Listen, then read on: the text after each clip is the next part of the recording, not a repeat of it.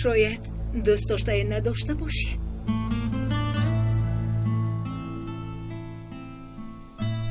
دوست داشته دارم.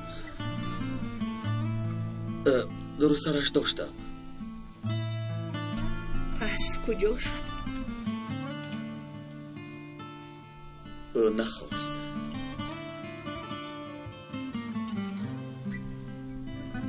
شاید تو نخواسته باشی.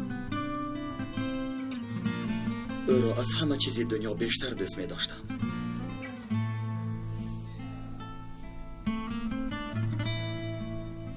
شاید به او یک شانس دیگری میدی. محبت ما مثل دیگران نیست. و بعضی ها شاید گران آید. از این رو مجبور کردن نمیخواهم.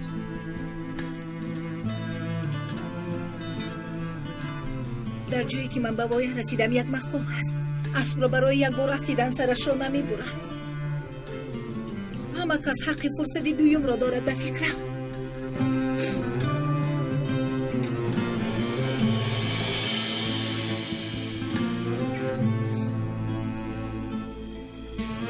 وقتی که اکای صالح را در آن حال دیدم فکر کردم که من میتوانستم به جای آن باشم در این دنیای گروزه.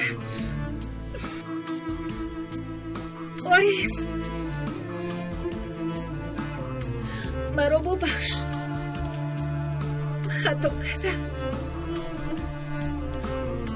به تو ناسپاسی کردم.